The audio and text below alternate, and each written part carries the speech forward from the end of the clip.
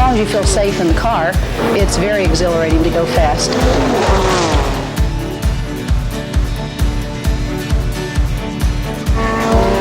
I believe the fastest that I have actually gone was in a Monza race in Italy, and that was about 210 miles per hour.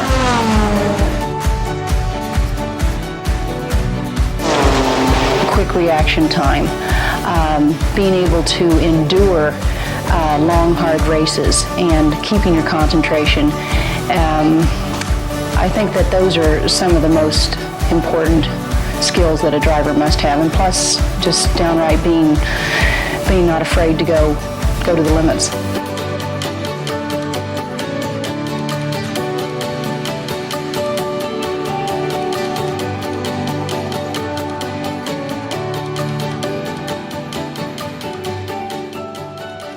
I guess I'd like to open it up to anybody in the crowd. Are there any favorite stories, any stories that you've heard that you would like Margie to expand upon? I hope that we've touched on most everything, you know. Yeah. We wanted to keep it, you know, informative, light, and fun. I know we didn't always do that. Yeah. Apologize about bringing out the tears. There's one story I would like to relate.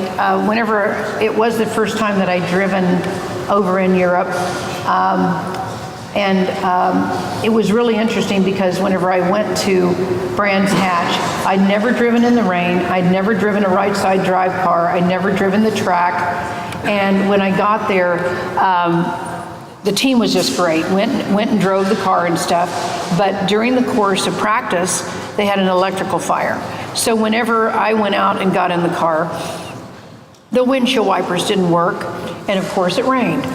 Luckily, I had brought a product to put on the windshield to, in the event there was a problem like that. And so I drove the track, but to get ready for driving a right side drive car, left side shift, we actually got in our 930 turbo, and I drove in the right side of the car. I was in the right side passenger side of the car and shifted with the left so I could get used to it because it's a total different feel.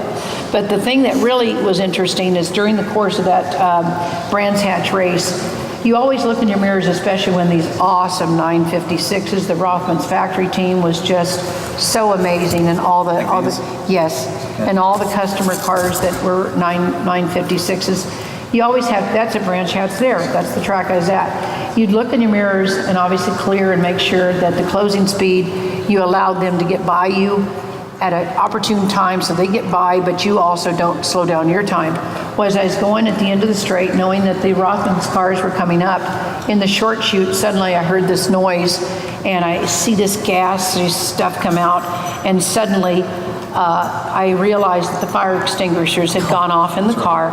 And so it was, and then I started, as I heading back towards the front part of the track, I noticed that things started to look very pixelated and so forth, and what was happening, I was starting to pass out because the oxygen was being taken from my lungs. And so I remembered how to get back, and I got into the pits, and I'd only been out 3 laps, and they said, what are you doing in here? And I was absolutely, I could hardly talk. Right. And so that was an interesting thing, but I just thought I should mention that to you. Well, and while you were talking, there was one other piece. I've had a few others, and like I say, I was playing kind of the spoiler alert earlier, trying to knock down some of the questions. So there's a few people in the audience right now that think that, Margie, you have exceptional luck with Cracker Jacks.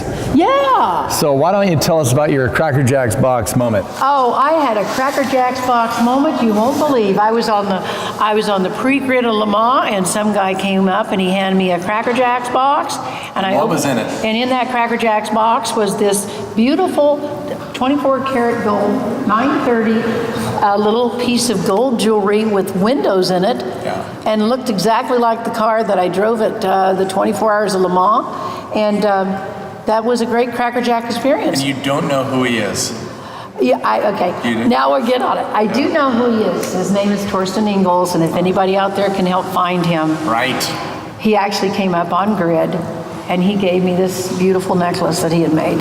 It is. And everybody should check it out. It's an awesome necklace. It's an old gold element. It actually has windows. Yeah, and I actually have it in a short chain because it's heavy enough that if I it can knock my tooth out. Yeah, right, yeah, not a lot of jumping. Yeah, exactly. So, but if we can find this guy for you so we can get more of them for you. So let's open it up. Does anybody else in the crowd have any questions? Please. You spoke about going down the Mulsanne Straight, and you spoke about tapping your brakes going over the King. What was it? Everyone here knows the Mulsanne Straight. What was it like to drive flat out with the accelerator, not having to tap the brakes? The actual feeling of going straight down Mulsanne Straight. it is amazing, and admittedly, my dream was to drive a 956. That would have been fantastic, because those 956s, we would have been going about 195 down the Mulsanne, and the 956s were doing 245. Wow. And, you saw some pictures here where you saw cars going fast, and suddenly one just zooming down the straightaway past it. Doing the Mulsanne and being able to have that much speed and for that long, it was literally something Dick Barber said, okay, now at a certain stage, each time you go down, you want to kind of note the restaurant on the left where everybody's waving, and then there's going to be this billboard on the inside of the track here, and then this and that and the other thing. But doing the entire straightaway was amazing, because you also realize, boy, if something goes wrong. And you may have seen some footage here where something had gone wrong. And when I drove Le Mans in 84, there was a really bad accident. The two Aston Martins came together. Drake Olsen was driving, and the other guy was John Sheldon out of England. And the two cars came together at the kink. And I'm getting ready to come through, and at that stage, the accident had taken place. And they're actually, whenever I came around, the forest was on fire.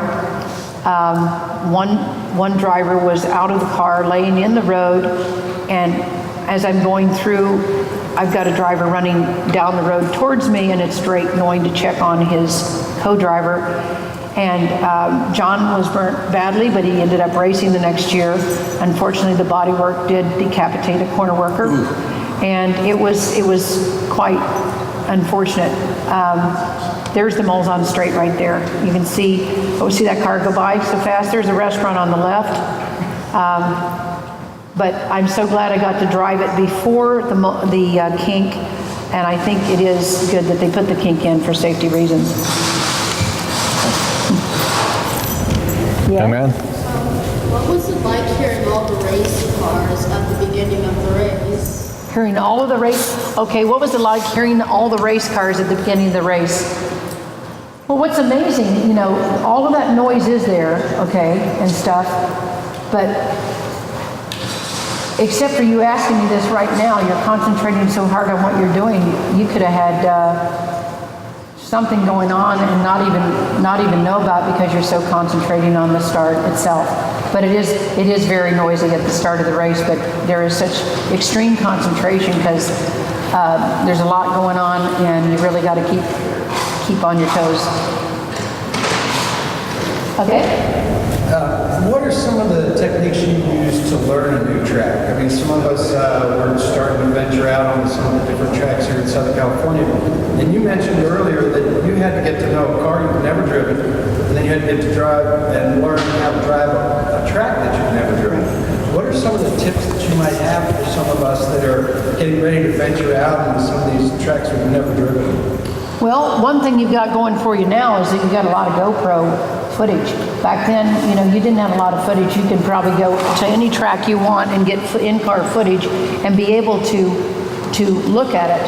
That to me is a major thing, because even though I didn't have footage to look at, whenever I would drive a racetrack, the way I would practice is I would visualize going through the course and so forth. And so I drive it in my mind, and I drive different sections in my mind. But with those of you today, first of all, if you're going to a new track, I think the main thing is to go out and try not to go too fast too soon. You want to learn the track in sections. It's like homework. You go and you write things down, you note exit speeds out of the turn, the RPMs you're coming out. You notice what gears. You need to memorize this, but you also put it down on paper, because the next time you go to that track, that's like doing your homework. Now, admittedly, the other thing that was one of the major things that helped me in the success of my racing when I won the championship was how Paul and I would download, the guys put computers with all the sensors, and we would download, and that was, that was what I would take home. I'd write, okay, in turn 3, okay, my RPM, I'm dropping too much, I'm braking too hard. I could take it in deeper. You need to analyze it. You have a tool that is the best tool you could possibly use, and if you don't use it and do your homework, you're going to be behind the person who did use it. Paul was excellent at analyzing, and he was excellent at helping me run the best races and times I could. The other thing, in the American City Racing League, you probably noticed that we had 3 cars that were painted the same. That is the City League concept.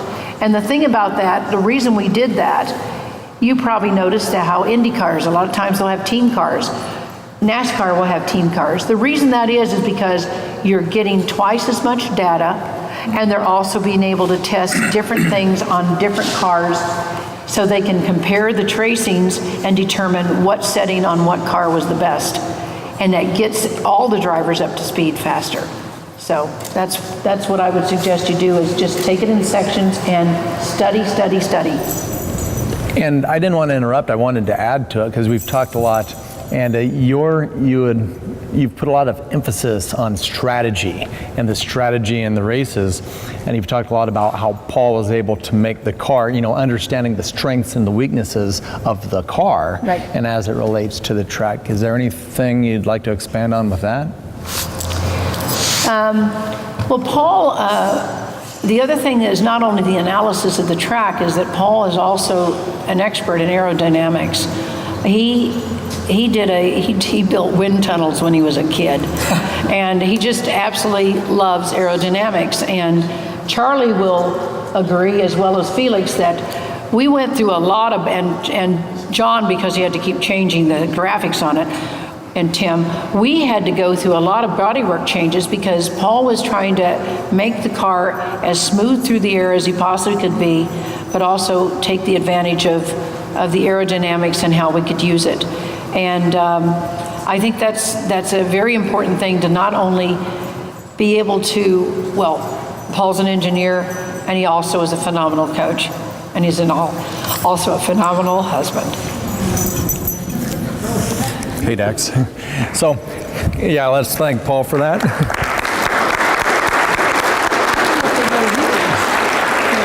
Well, I think they know Paul did also race. I know one of Paul's favorite stories, actually, speaking of the pillows and the toys for adults, is that not only were one of the few importers back to Porsche and actually selling them Porsches, right, in form of a pillow. Yeah. I know Paul likes to share the story that these little guys here, the Porsche engineers actually loved and had some fun with them, and they put them in the wind tunnels. At Vizion. At Vizion. Yeah. In fact, what was it? I got from the Porsche factory, they sent me the Christophorus magazine, and I'm just laughing. It was, I think, 1982 or 1980, and I turned to this page and I'm like, you've got to be kidding me. And here's these guys with their rear ends all sticking up in the air with all of these little pillows, and they're taping down the pillow cars because they're actually doing wind tunnel tests on the pillows. They did the John Fitzpatrick 935, they did a 356, and I think those were the only 2. And they actually have pictures in Christophorus of the smoke going over the cars. And Paul, didn't they say that it was about as pretty close to the actual car? Drag coefficient. Right. So this was great. I mean, we had some fun times with this. I went over, and there's a picture of me with Jürgen. The Porsche factory decided that they wanted some of the 956, this guy. And this one was the one, let's see, this one's the XFL car, okay? And They wanted this car pillow, and so I actually have a picture of me, just like Porsche does prototypes. It didn't have the painting on it and stuff. It was all white, just all white, and just formed like a 956. And Jurgen and I are playing with it at his office at Vizion. And Porsche ended up ordering, I think, 500 or 1,000 of them. So we are probably the only people who have actually sold Porsches to Porsche. I got it. All right, so I think we'll wrap up now our official business so that we can just continue on with the meet and greet. I know, Margie, first of all, it's just to be able to get a crowd of this size, this quiet to listen to this, that really means everybody was 100% here to hear your story today, Margie. So thank you so much for coming.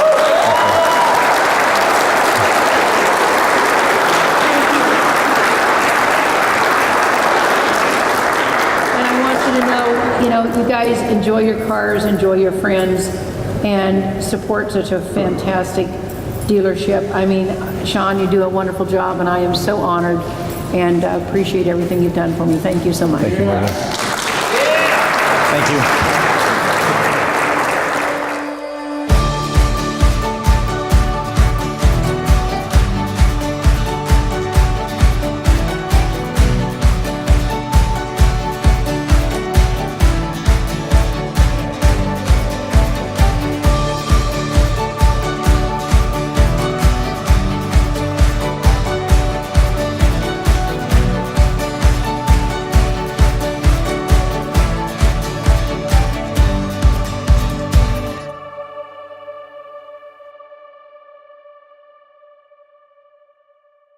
For YouTube, if you enjoyed what you saw today, please feel free to subscribe to our page, please. Like us on Facebook, and thank you. Have a great day.